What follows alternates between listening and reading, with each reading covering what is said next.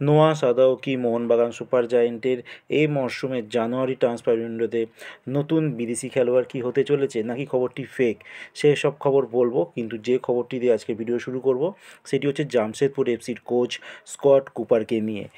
শোনা যাচ্ছে Scott Cooper তিনি দায়িত্বপদ থেকে অব্যাহতি নিয়েছে, মানে জামশেদপুরের কোচের পদ থেকে তিনি অব্যাহতি নিয়েছে। কারণ এটাই, তার মনের মতো খেলোয়াড় তিনি পাচ্ছেন না, যার জন্য তিনি নাকি এই পদ তিনি ছেড়ে দিয়েছেন। আর তার জায়গায় কে কোচ হবে?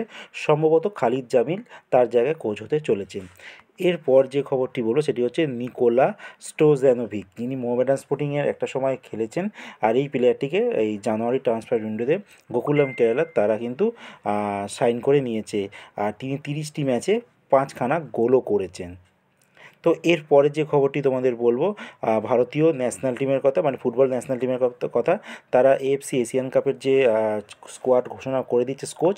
গোলকিপার আছে অমরিন্দর সিং, গুরপ্রীত সিং সান্ধু, বিশাল কায়েত। ডিফেন্ডার আছে আকাশ মিশ্রা, লালচুং নোঙ্গা, মেহতাব সিং, নিখিল পূজারি, প্রীতম কোটাল, রাহুল বেকে, সন্দেশ জিঙ্গান, সুভাশিস বোস।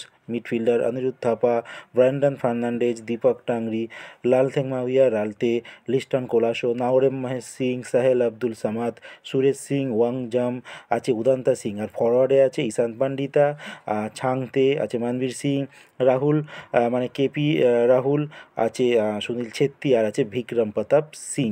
এরপর যে খবরটি বলবো সেটি হচ্ছে আনোয়ার আলীকে নিয়ে।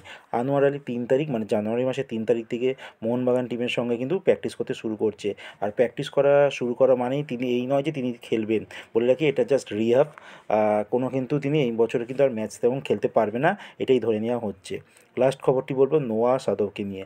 তো বলে রাখি, মোহনবাগান সুপার জায়েন্টে যে খবরটি ছড়িয়েছে তিনি নাকি মোহনবাগান টিমে খেলতে চলেছেন। তো বলে রাখি, এই খবরটি পুরোপুরি ফেক, এটা কোনো সত্যতা নেই। তিনি সম্ভবত এফসি গোয়াতেই কিন্তু এই বছর মানে মরশুমে শেষ করবেন। পরের মরশুম কী হবে সেটা কিন্তু এখনও কিছু বলা যাচ্ছে না, কোনো আপডেট এলে তোমাদের জানিয়ে দেবো।